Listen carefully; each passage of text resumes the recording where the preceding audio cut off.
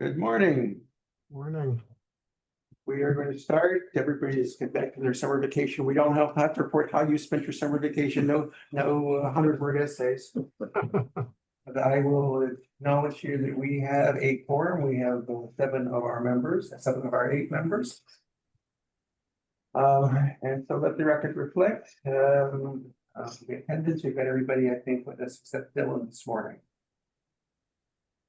Okay, I circulated the draft agenda. Let's start with whether anybody has anything they want to change or add to the agenda.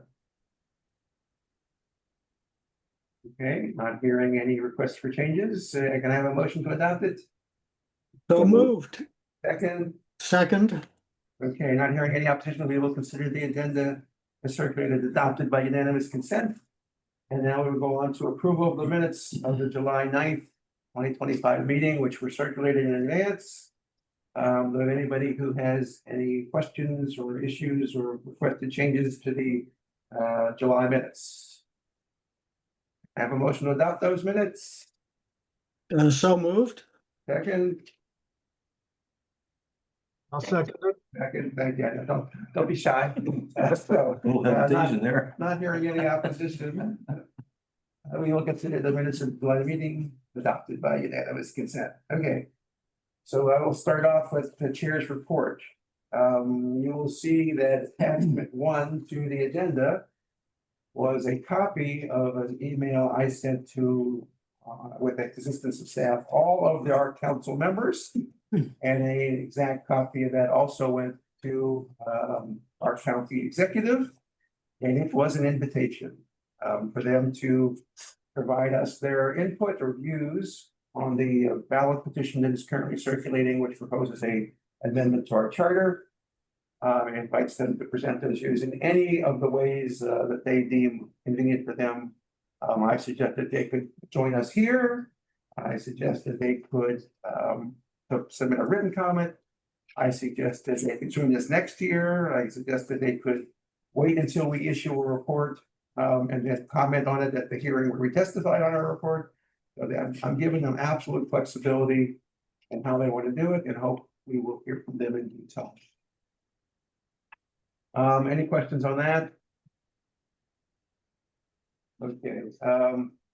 I also attached, and if you remember at the last meeting, I put together sort of a proposed schedule of how we would move forward. I took a look at that and thought about when we might actually have public listening sessions, or more importantly, when they might be ready to have public listening sessions.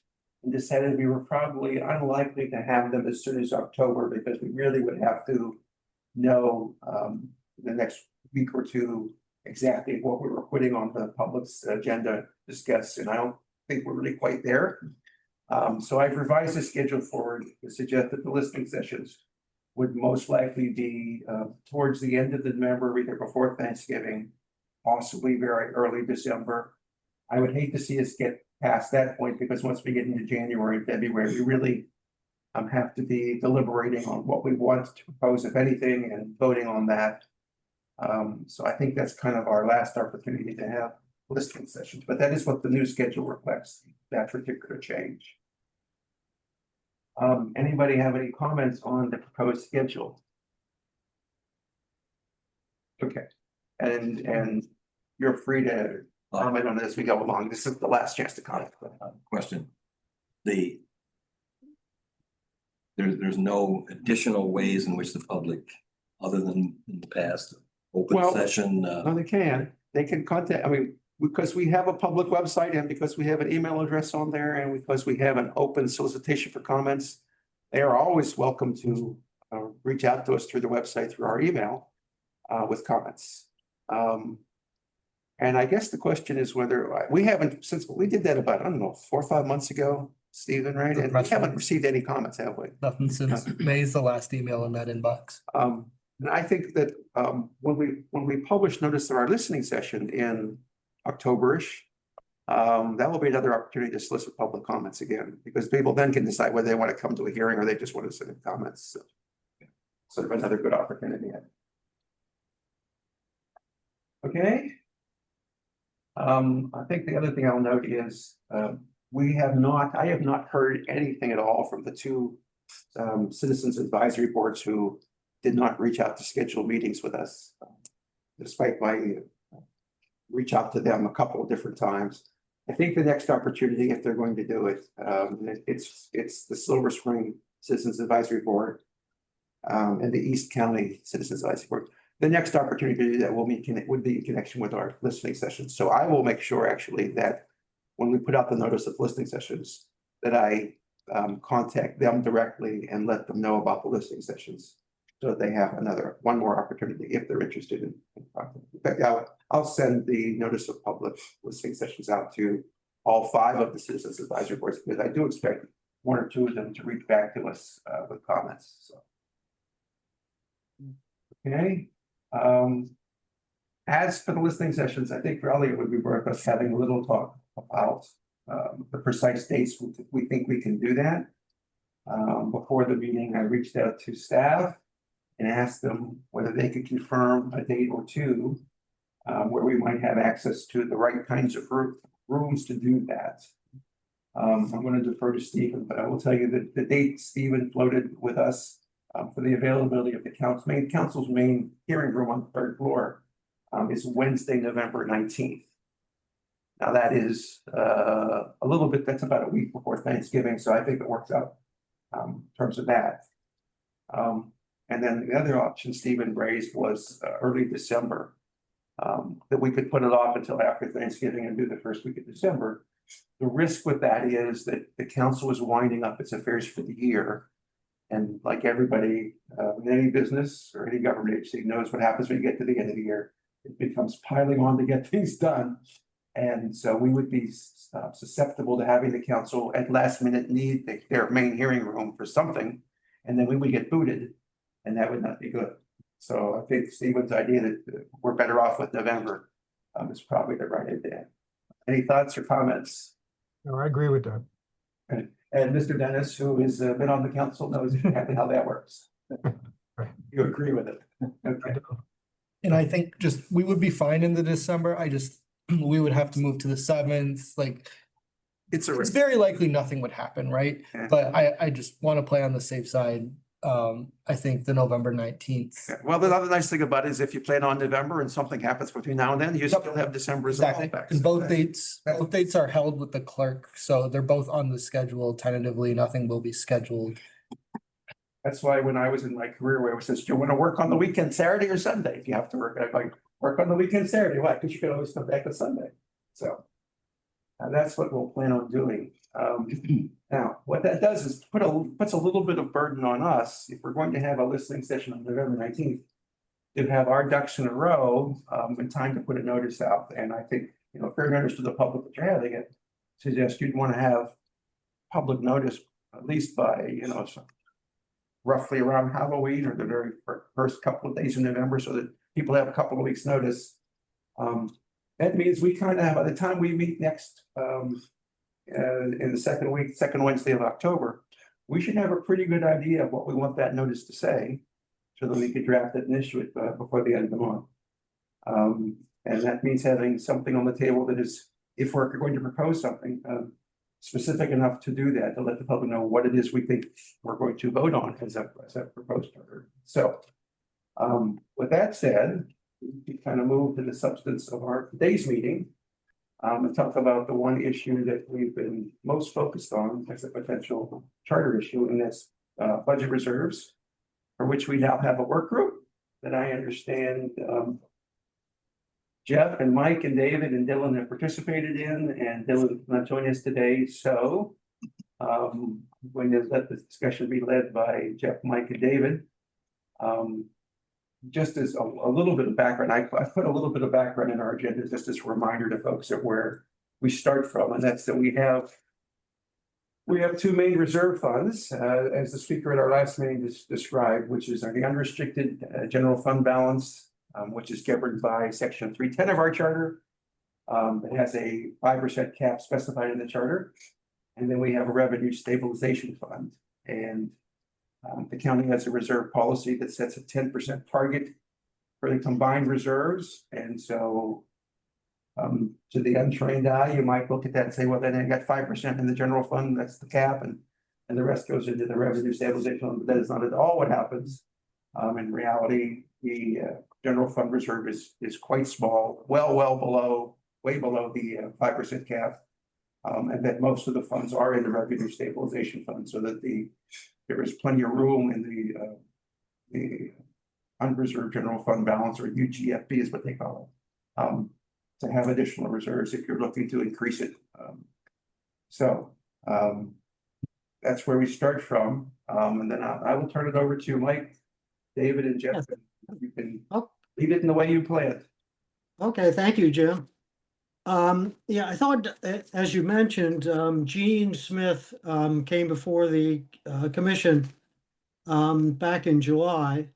And I thought he gave a very good overview of what were the reserve situation, what the reserve situation is. And then subsequent, and you summarize it pretty well too.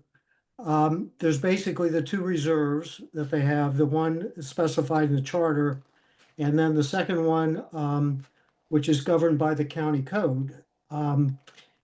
So that's pretty straightforward, those two reserve funds. After he gave his and it should be pretty clear to the commission what the situation is with those two reserve funds at this point. If you've read the minutes and looked at the charter, we'll come back to that in a second. But subsequent to the July meeting, there was a presentation by one of the financial advisors to the council, a company by the name of Davenport. And based upon their review, which I think was done after basically a 3 or 6 month study, and something that hadn't been done for a few years. So it was a relatively recent look and a thorough look at the situation of the reserves.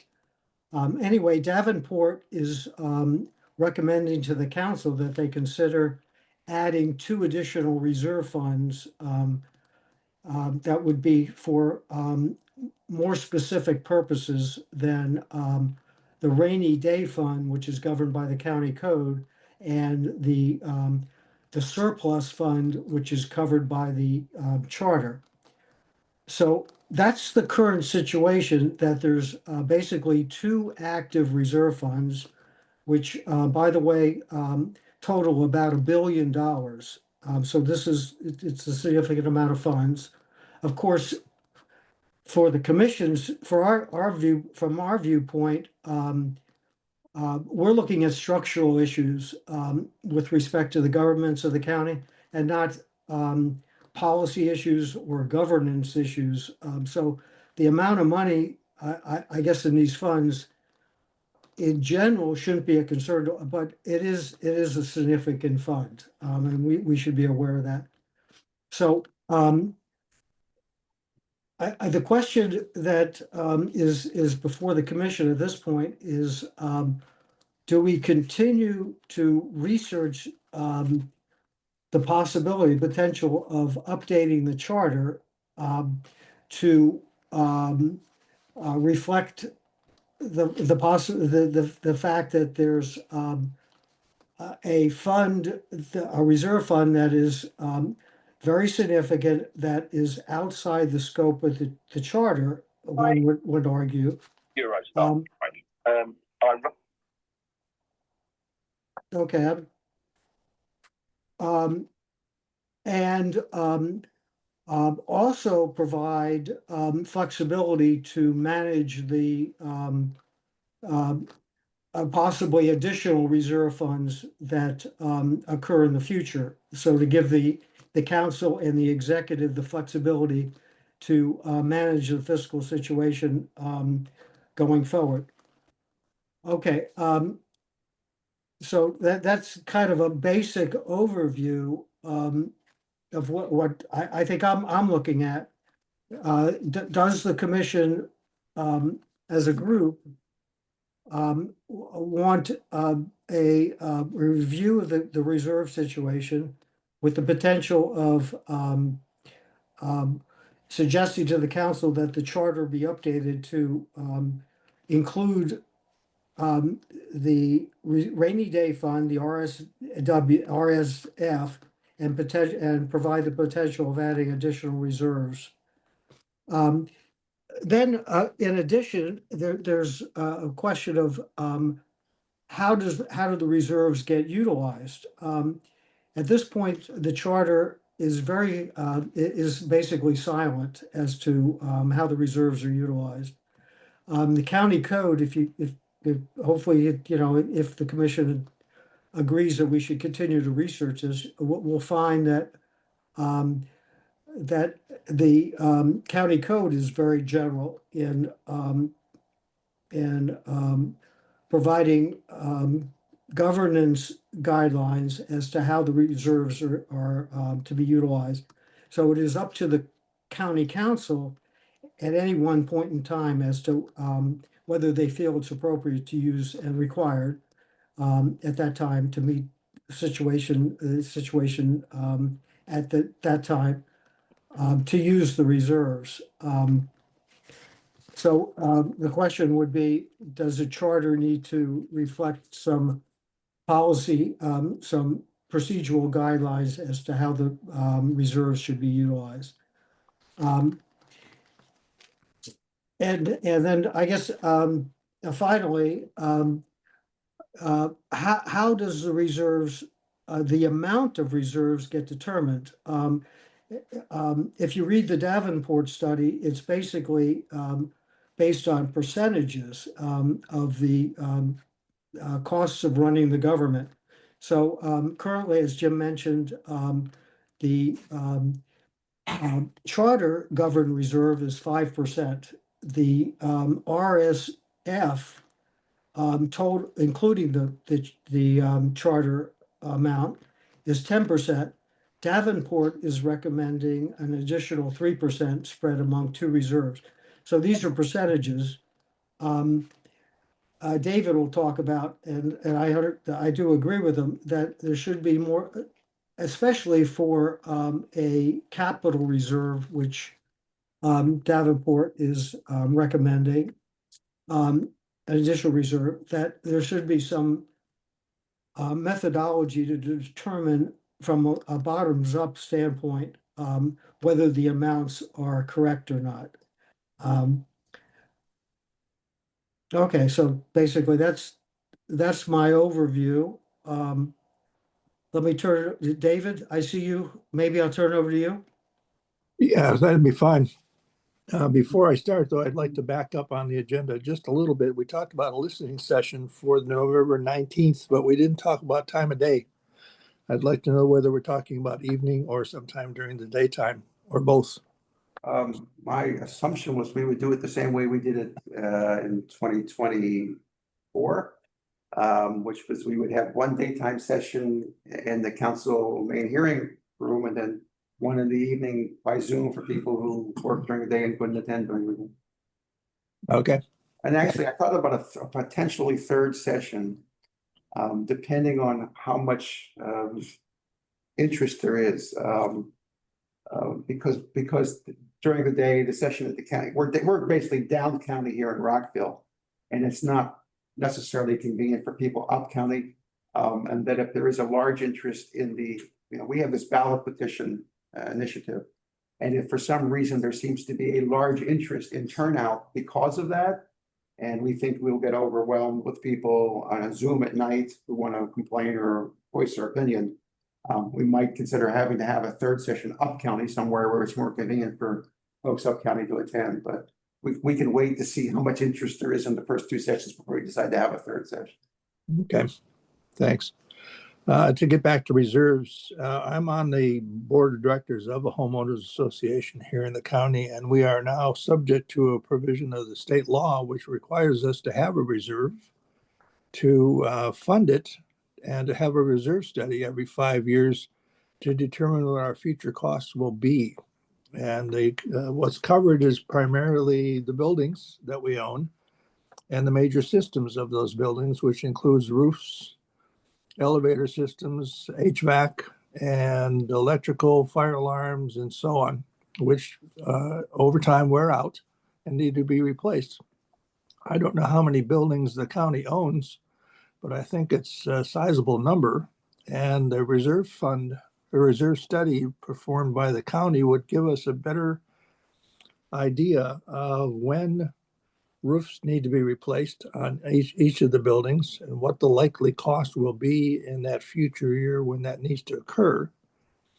And that would then aid in developing a budget for those for future fiscal years so that we have the money available in that fiscal year for appropriations to actually do or through the accumulation of money in the reserve fund for the capital improvements and repairs so that we can draw from the money in the bank as opposed to having to raise taxes in order to put a new roof on the county building or several schools or any other structures that are that the county owns and operates.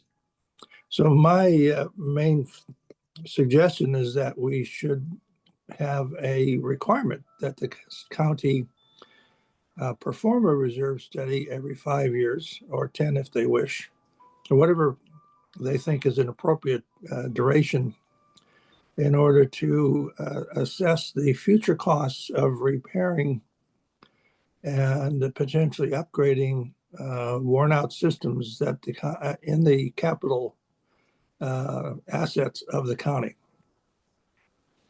And I think that's potentially appropriate for the charter, or if the county council decided they wanted to enact legislation to that effect, I would not be opposed to it. But I think that that's a rational basis then for coming up with what the numbers are in future budget years for the amount that needs to be in the reserves. And then that guides for each year before that, how much is put into the reserve fund. So as Mike mentioned, there was just a study they did recently, which essentially I think arguing is what you're talking about. The study they just did is that sort of study. The study that was circulated, the Davenport study that Mike referred to, essentially was the type of study you're talking about, right? Well, I don't think so. No, it was a study of reserves accounts as budget entities, as budget devices. It was not a study of the county's assets to determine what the future cost of repair and replacement would be. It was at least in my cursory review of that report, it was suggesting different reserve funds be established, but I don't recall. And maybe Mike has better information on the reserve on that Davenport report. That's correct. They're recommending that 2 reserve funds be added.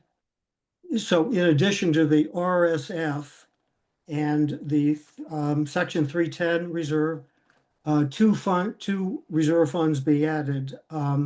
One including would be the capital reserve fund, and it's basically a percentage. So it's not bottoms up. It's not an analysis of what the actual need is. It's basically a percentage of the county revenues. So, I mean, I guess my concern would be is that, and you'll hear me say this several times over the next couple of months, probably, because the thought's been going through my head a lot, which is asking voters to go to the polls and vote to change the charter is a heavy lift. And the reason it's a heavy lift is because it is difficult for voters to wrap their brains around these kinds of issues, which are technical and tend not to be things they have any exposure to or information about. So when it is a heavy, when you ask people to go to the polls and vote on something,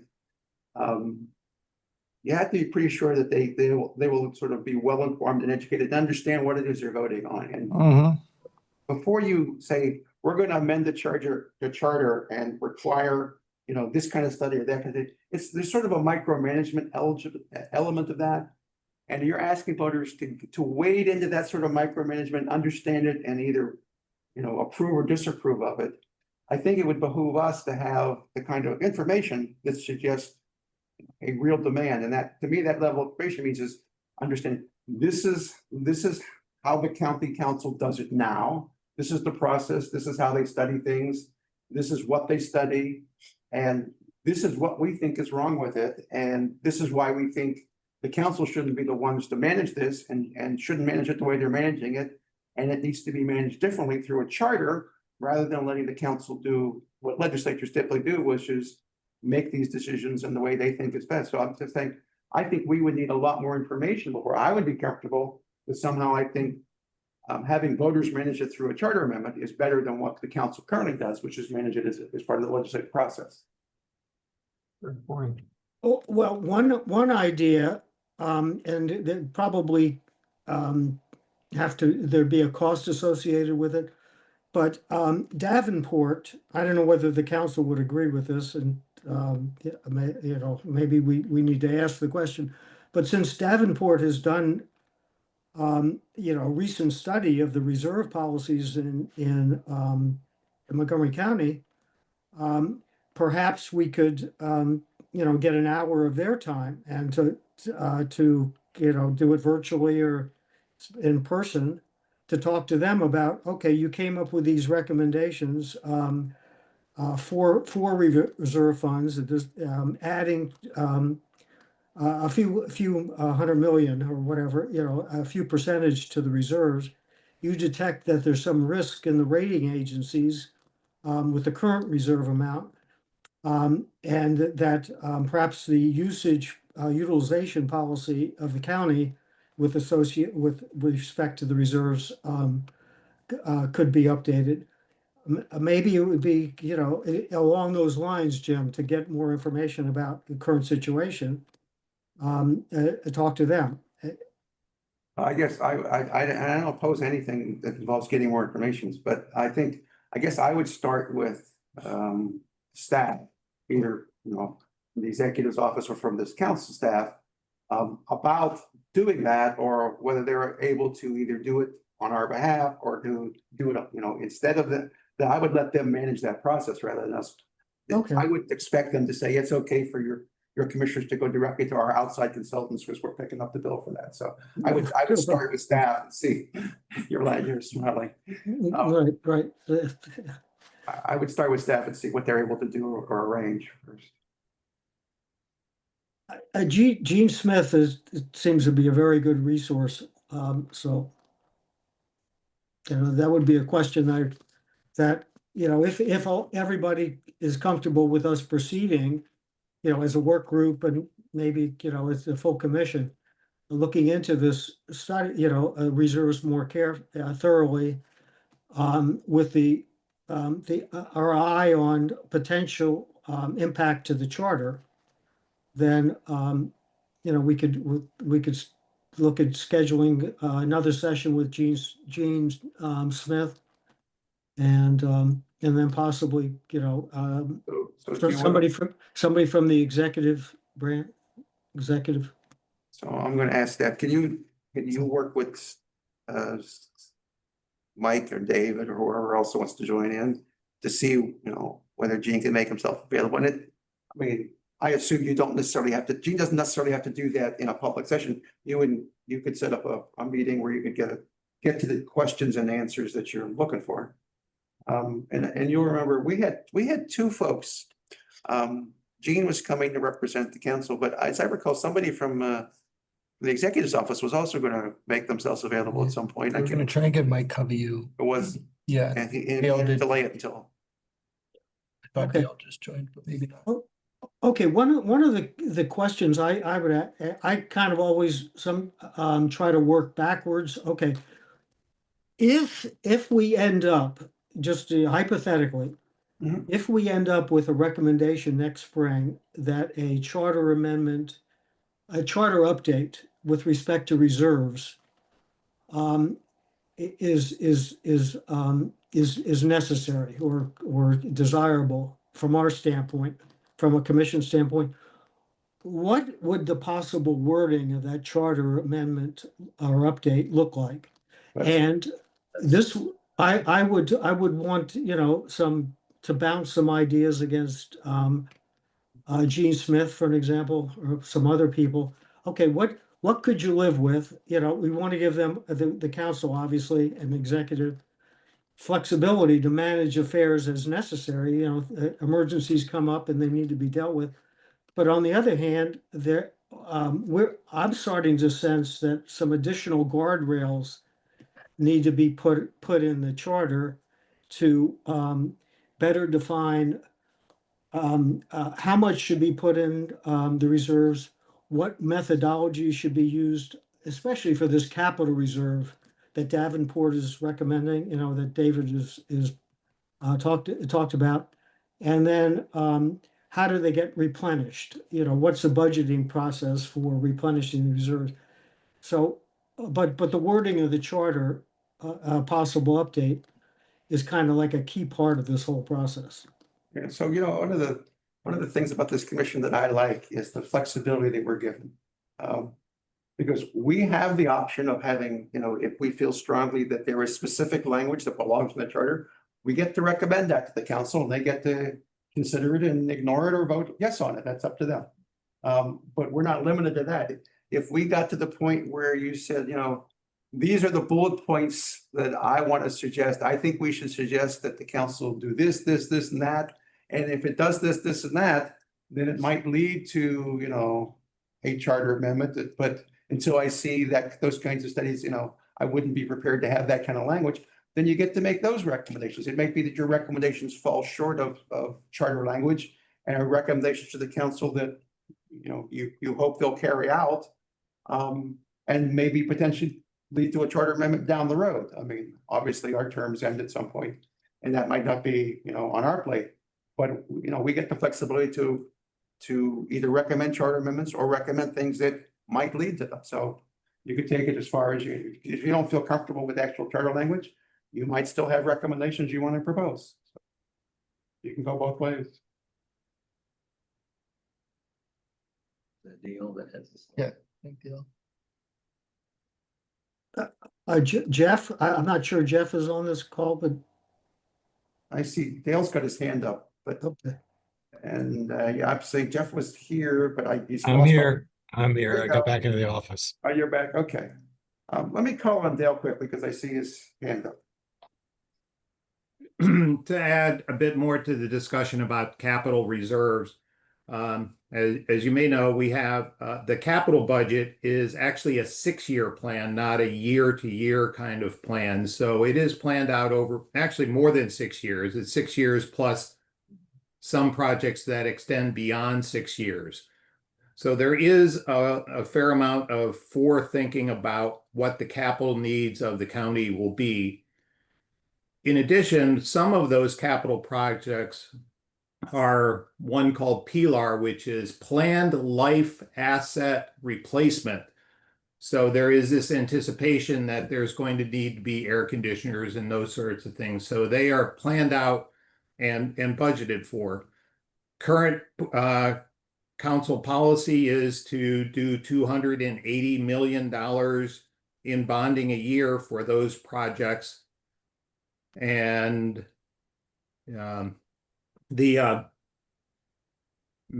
there is some amount that is set aside for unanticipated capital needs that the council can appropriate for, you know, again, totally unanticipated capital needs beyond what the 6-year or 6-year plus plan anticipates. The council had selected $280 million because they wanted to keep the growth in our debt service contained. The $280 million from 2009, if it had just indexed with inflation, would be the equivalent of $500 million today. We're still at 280. There was one more thing I wanted to add to that, which was, but just so you know that there is planning for anticipation of capital needs and some amount of anticipation of unanticipated capital needs in our CIP budget. Okay. Appreciate that. Dale, are those dollars included in the RSF? No, Or, that is part of the 280, the capital budget is all within the total budget that the county passes, the operating budget and capital altogether, the $7 billion, of which 1 billion of it, or approximately, Right. is the combined two reserve funds. And every dollar you put into a reserve fund means it's not funding something else. It's not funding a capital project. It's not funding a food program. It's not funding Right. something else. So there is an appropriate balance of how you sock away money to satisfy what Wall Street and the rating agencies want versus the actual needs of the people here in Montgomery County. You know, we could put all the money in the bank and not provide any services to our folks. So finding that appropriate balance is why we have the council to make that final decision. That's the key.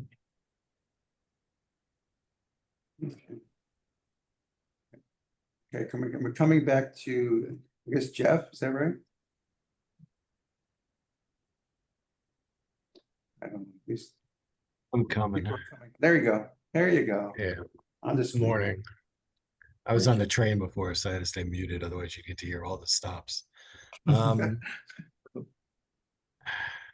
of thought. So this was my idea originally. And it has gotten far beyond what my original thought pattern was on this. Is that good or bad? Well, as you were saying before, we're going to have to explain this to the public. And the more complicated we make it, the more likely it is the public's going to look at it, shrug their shoulders, and say, we have no idea what you're talking about.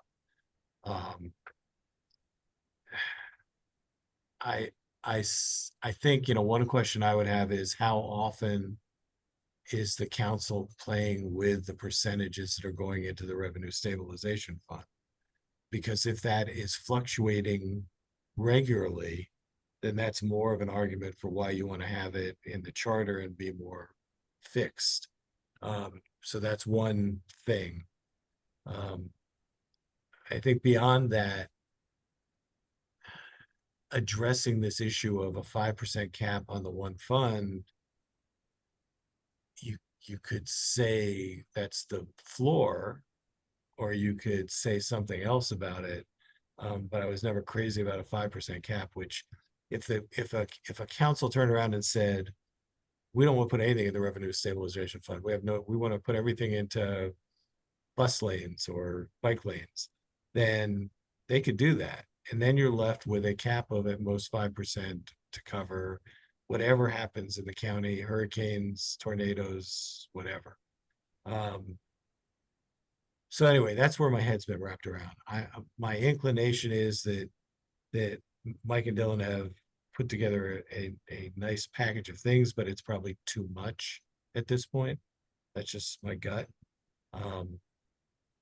I think we need to have something in the charter. I think we need to have more detail in the charter, even if that detail just says that the council will once a year review the revenue stabilization fund, and then every 3 years go out to the bond rating agencies and see what they recommend, or something along those lines to simplify what we're trying to do here.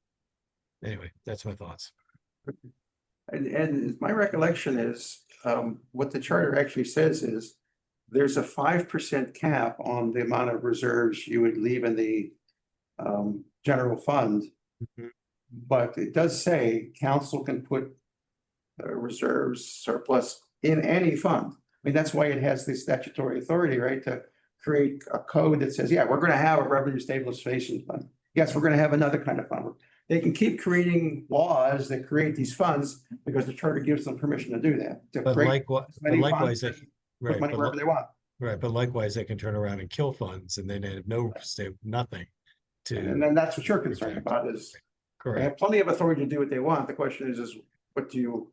Right. what is your There should be a minimum standard, whatever that minimum standard is. If you want to say that the other fund should have at least 5% on top of the 5% of the general fund, fine. That's an option for how to codify what we think should be happening. What you don't want to do is leave it up to some some politician to turn around and say, hey, we don't need any money in the revenue stabilization fund. We just go do our thing. So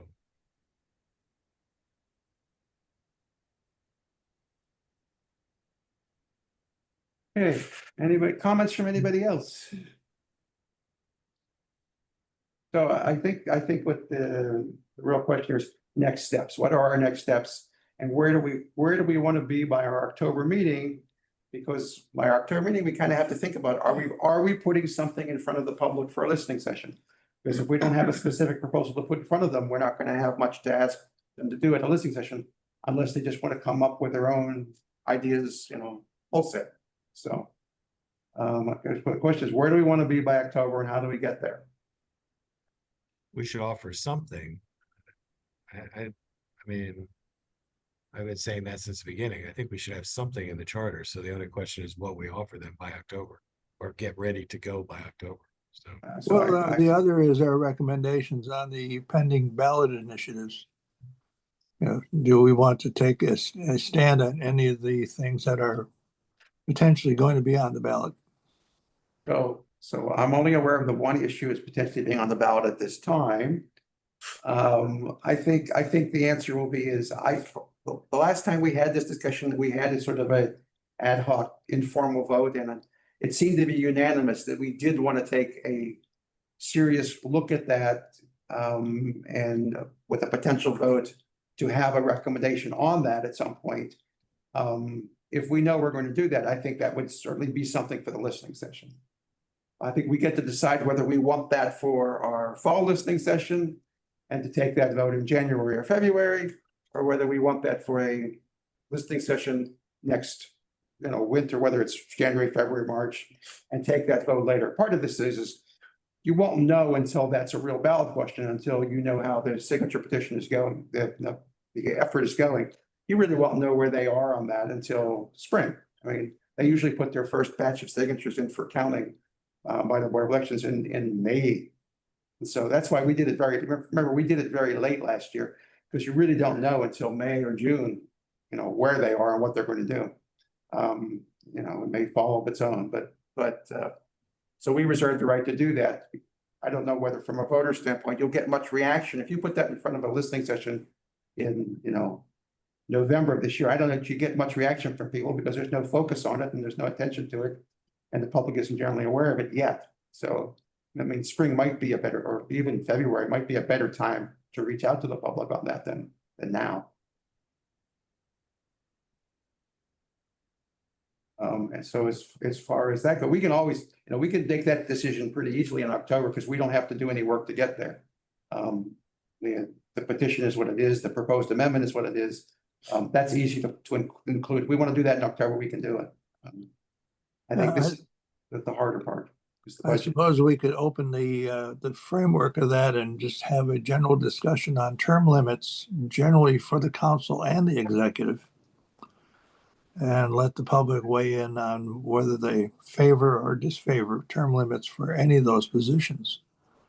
Their petition, the current petition doesn't go into term limits. They got their shot at term limits last time. They're done with term limits. We won't see that on the ballot again this year.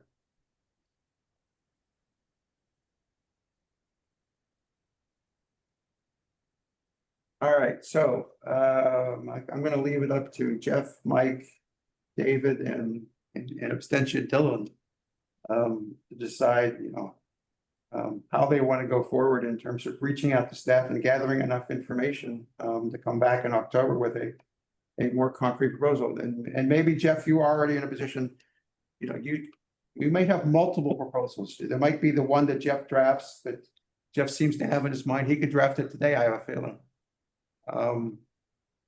So you might want to have multiple. You might say proposal A is to do this. Proposal B might be contingent on whether you get enough information from staff to draft a proposal B.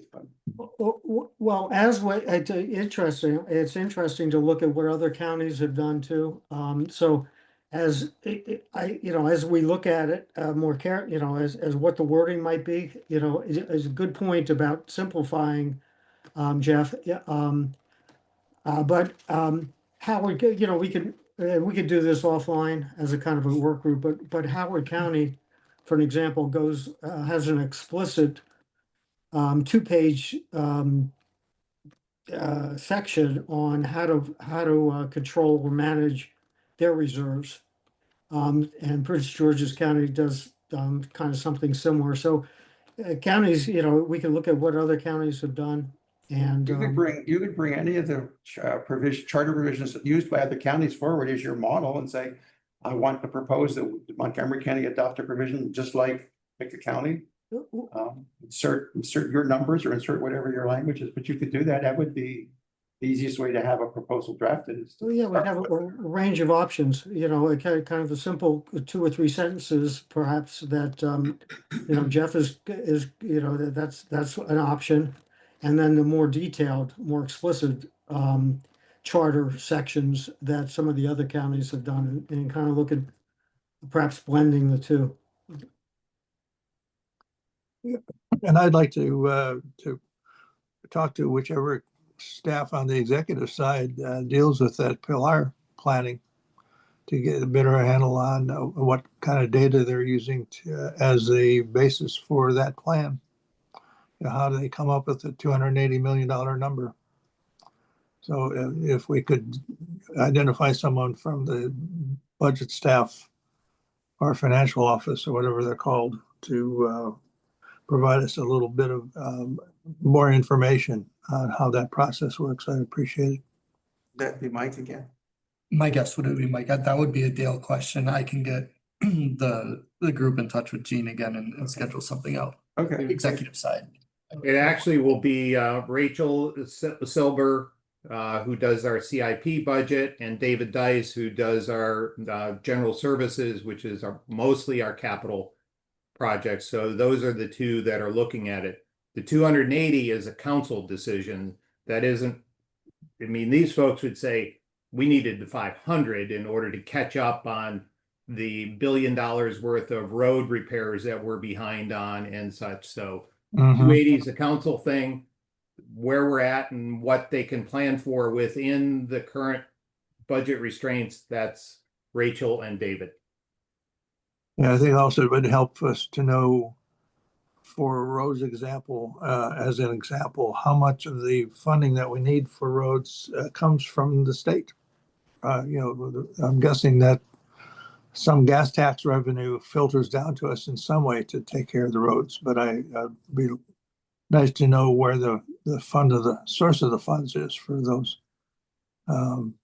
If there's a specific source for some of that capital budget.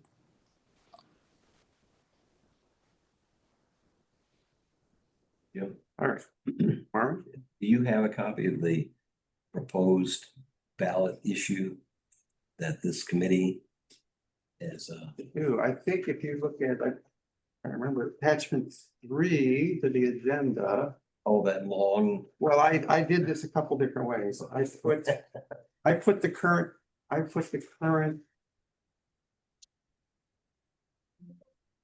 thought I did. Yes. If you look at page 6, the attachment on page 6, Got it. you'll see section 305 Yes. at the top is as written. And then if you get most of the way down the page, you'll see that I did what I call a red line. But it is basically I just took the one paragraph that would be rewritten. Yes. And just did the strike throughs and underlining to show the insertions. And as you'll see, it's really very few words that would actually be changed. But there's no connection with this and the reserves. Okay, right. Yeah. There is no connection. I probably should have brought this up earlier because my mind was kind of thinking like someone who, would not be thinking of this at all. And then all of a sudden, are these related? Okay. Thank you. Okay. All right. Is there anything else we could do today that would help move the process along or help great guidance. Well, I guess I would ask Mike, do you want us to do, coordinate with Stephen Matheny and arrange for some sort of private meetings with the staffs that have been mentioned during the meeting today to get more information, or how else would you want to proceed? Yes, I would start with Gene Smith, honestly, and see what available, time he has, and we could do it virtually. I'll send you my availability for the rest of the month, Okay, and we get yours and Dylan's and maybe Jeff's as well if he wants to participate. okay, and we still owe And, you, yeah, we still owe you a Parkway dinner. So, well, I had a nice Parkway dinner by myself, so right. yeah, and I messed up the other time, so yeah, Okay. we'll do that again. Yep. All right. Thank you, and please keep me advised as we're going along, so if there's something I can think of that I can help and just with I'm glad to do so. Okay. All right, I had on here briefly, Mike was going to explain, there was one other issue was in sort of your finance work group dealing with infrastructure. Mike's going to explain where we are on that briefly, because I think he feels we've come to the end of the road, at least temporarily on that. So go ahead, a minute or two, Mike. Yeah, okay. If you remember a few months ago, we heard that the council was forming a infrastructure funding work group. This was back in the spring.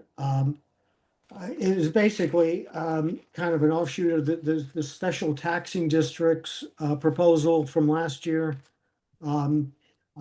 This is to raise revenues for specific infrastructure projects. Special taxing districts kind of came to a dead end. But the issue, how do you fund infrastructure, expensive infrastructure that's going to last multiple years, that perhaps serves a specific part of Montgomery County, doesn't benefit the entire county, it could be argued. That issue still remained. So the council formed an infrastructure work group in the spring. It got started over the summer. We inquired, I guess, Jim and I, we inquired to the council, was there a role for our commission to play as they investigate different funding opportunities or processes. I think the feedback we got from the council at this point is basically stay tuned. They've set the participation for the funding work group, which includes some real estate personnel, private and public real estate people from the council, people from staff. They're in the process of evaluating different funding alternatives, and I guess they're going to come up with a report in a few months that will be made public, and at that point, we'll have access to the report, and I guess the commission at that point can make a decision. Do we respond to that public information? So, basically, bottom line is there's no need for the commission at this point to be involved. All right, thank you. Anybody have any comments or additions on that topic? Okay. That brings us to the end of the agenda as drafted. Which takes us to whether staff has anything it wants to share or needs to share with us at this time. I don't have anything additional. I imagine you won't make your decision for the listening sessions until next Officially, well, I Officially. guess I'm gonna recommend you reserve the date. It's okay, so it's reserved at the clerks Sure, okay. and they're both tentatively held spots, so they won't be scheduled. And is there a specific time slot reserved or is it just blocked out for the day or? I think it's 1 to 3, what I have. What we did last time, I can't. Yeah, I went back to what we did. It was the same. We did 1 or 2. I think we tried to sort of get it close enough to the lunchtime, Yeah. that the people who were using their lunch hour for that purpose could show up. We Yeah. did it relatively, or like 1 o'clock or something like Yeah, that. and I'm pretty sure I either did it as 1 and 2, but I think it was 1. I'll double check with her on that. The whole day is Wednesday. So the reason they're Wednesdays is the council doesn't generally use that room on Wednesdays. That's why the 2 dates they give you are Wednesday. So there is probably some flexibility if you don't like that time slot, but I'm pretty sure we marked it down 1 to 3. Okay, Jim, I didn't But have a there chance. is some flexibility. I didn't have a chance to say on the train, but I'm in favor of the 19th of November. I think that makes more sense. I'm having a hard time hearing you. I'm in favor of the 19th of November. It makes more sense. And then, yeah, if you want to do up county, if you find you get a lot of stuff back, we've identified a couple places we could do it. We would have to reach out at that time, but Yeah, I thought your suggestion was up county, that the up county regional services center is probably, that would make the most. that makes the most sense. Yes. It's a pretty good, I've been there a couple times. It's a pretty good sized facility. Yeah. Like the center part of it is humongous. It's a big open area. And And if for Hartsburg is that, very- for the 19th, for the evening session, that's going to be totally Zoom. How is that going to be managed? Is there going to be somebody? It's gonna be well managed because our staff is excellent at this. Happy to run that, David. I'll get everything set up Did and it I don't know if you remember, because I can't remember who attended the evening session we did last time, but Stephen ran it from, I don't know if you ran it from here or I from, just ran it from home. ran from home. Yeah. Because it's Zoom, you can run it from anywhere. Yeah. And as long as you got the account that, you know, it was great, it worked fine. No, yeah, last time we did them both on the same day. Doesn't mean you have to. This time I thought it worked out well, but Yeah, it- Zoom is lovely because you could, and it whenever. yeah. But So at night you can park in the garage. You can park, I do it by Zoom, I can park in my own garage. Okay.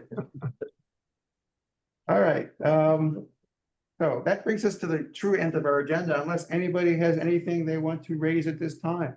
Anybody have anything at all? Going once? Twice? We will stand adjourned. Thank you. Thank you all. Thank you.